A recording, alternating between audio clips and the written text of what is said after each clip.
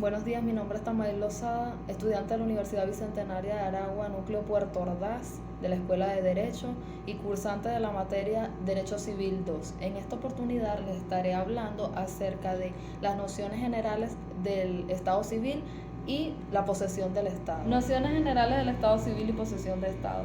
El estado de las personas como tal es el conjunto de cualidades inherentes a esta tomadas en consideración por la ley civil para asignarle determinados efectos. Ejemplo, la nacionalidad, el matrimonio, la filiación, el parentesco consanguíneo o afín y la capacidad, el estado de las personas complementa todo lo relativo a la situación jurídica de las personas, paralelamente con otras formas de identificación, tales como son el nombre, domicilio y nacionalidad. De igual forma también su situación familiar. Este estado puede comprobarse a través de los actos solemnes, que son los actos del Estado Civil, los cuales son expedidos por oficiales del Estado Civil. El Estado Civil es un atributo de la personalidad y por esta razón origina en el individuo una serie de ventanas, deberes, obligaciones. El Estado Civil es propio de las personas físicas o naturales, es el conjunto de condiciones o cualidades de una persona que producen consecuencias. Cabe destacar también su posición dentro de una comunidad política, su condición frente a una familia y a la persona en sí misma, independientemente de sus relaciones con los demás. En este sentido, origina en el individuo una serie de ventajas, deberes, obligaciones, entre otras cosas. Diferentes concepciones del Estado Civil. La palabra Estado deriva del latín status, que significa modo de ser, situación, condición o estado jurídico. El estado de una persona es su situación jurídica. Determinar el estado de una persona es precisar su contorno jurídico, su situación frente al derecho. Expresa la condición jurídica del sujeto en cuanto tal. Determina la condición del individuo dentro del orden jurídico, incluyendo en él sus capacidades, facultades y obligaciones. La doctrina ofrece varios conceptos del Estado Civil, los cuales oscilan desde la completa amplitud hasta la extrema restricción. A continuación les estaré hablando sobre estos conceptos indicados, los cuales podemos distinguir en amplísimo, amplio, restringido y restringidísimo. Amplísimo. Se define como el conjunto de cualidades de las personas que la ley toma en consideración para atribuirles conceptos jurídicos. Sin embargo, se presenta como una condición muy amplia del derecho civil, razón por la cual la doctrina ha tratado de precisar aún más en el concepto de la institución en estudio. José Clemente Febres expresa que el Estado Civil es el conjunto de derechos y obligaciones señalados por la ley a una situación particular de un individuo en la sociedad. Amplio define el mismo concepto, que es el conjunto de cualidades de las personas que la ley toma en consideración para atribuirle conceptos jurídicos, pero esta vez en función de tres aspectos, a fin de lograr cierta delimitación. Referido a la posición del individuo frente 1. El Estado o comunidad política, Estado político o Estado civitatis. 2. A la familia, Estado familiar o estatus familiar. 3. A la persona en sí misma, desligada de todo, que es su estado personal o estatus personal. Restringido. Los conceptos del Estado Civil excluyen de la noción de posición del individuo frente al Estado o a la persona considerada en sí misma. Algunos consideran irrelevante la posición del sujeto frente al Estado en la virtud del principio de la igualdad entre nacionales y extranjeros, limitando el Estado así la posición del individuo con la familia. Este parece ser el sentido del Código Civil. En efecto, además de la igualdad entre venezolanos y extranjeros, el Estado Civil comprende tres estados. 1. Status civitatis, posición del individuo frente a una determinada comunidad política, entre ellas la nacionalidad, que es el vínculo de pertenencia de un individuo en un estado, y la ciudadanía, que es la actitud para ejercer sus derechos políticos. Vendría el segundo, que es el estatus familiar, que es el conjunto de cualidades que posee una persona frente a una familia determinada. A su vez posee también una serie de estados relativos en los que incluyen el matrimonio y el parentesco. A su vez, por parte del matrimonio tenemos los estados solteros, casados, viudos, divorciados, separados de cuerpos y concubinos. Y con respecto al parentesco, el estado del pariente consanguíneo, el de pariente por afinidad y el de no pariente.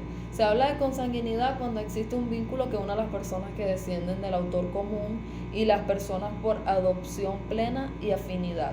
Cuando el vínculo une a uno de los cónyuges con los parientes del otro cónyuge, el no pariente, se da entre personas que no están unidas en matrimonio ni por parentesco de ninguna clase. El estatus personal comprende las condiciones jurídicas relevantes de una persona considerada en su misma abstracción, hecha de sus relaciones con los demás.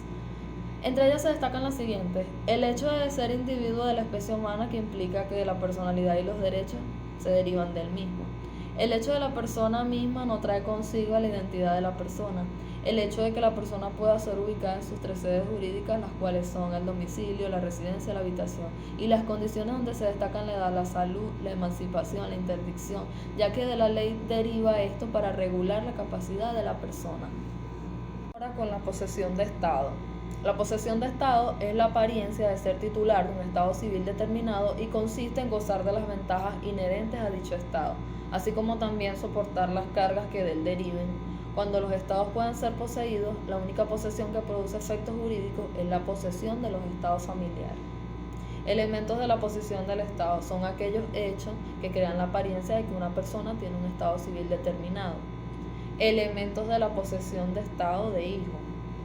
En este se establece la existencia de hechos que indiquen las relaciones de filiación y parentesco de un individuo con las personas que se señalan como sus progenitores y la familia a la que ellos dicen pertenecer.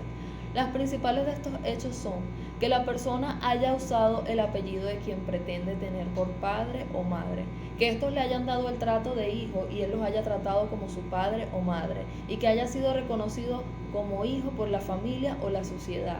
Se resumen en tres elementos que son nombre, trato y fama. El nombre, que es el nombre que le dieron sus padres, valga la redundancia; el trato, que fue que lo trataron como tal, como su hijo; y la fama, lo mismo de la sociedad, que la sociedad lo haya adaptado, lo haya conocido por ser hijo de esos padres. Elementos de la posesión del Estado del cónyuge.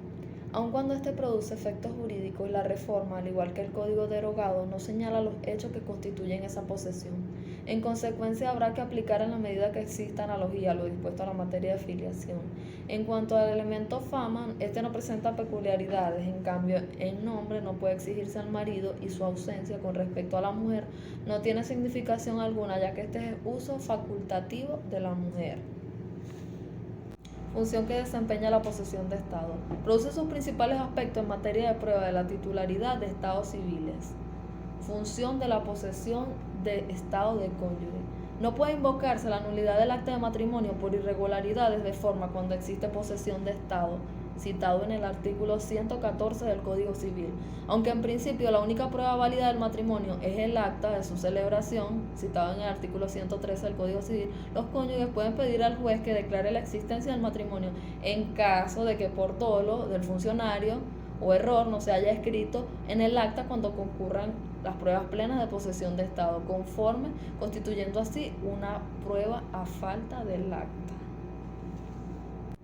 Según el artículo 219 del Código Civil, el reconocimiento de un hijo muerto no favorece como heredero al que lo reconoce, sino en caso de que se pueda reconocer que en vida se gozaba de la posesión del Estado. En conflicto de filiación, los tribunales van a decidir por todos los medios las pruebas que les parezca más verosímil en atención a la posesión del artículo 233 del Código Civil. En este caso, también cuando no exista conformidad entre la partida de nacimiento y la posesión de Estado, se puede hacer un reclamo de filiación distinto al que se le va a atribuir la partida de nacimiento según el artículo 230 del Código Civil. Muchas gracias.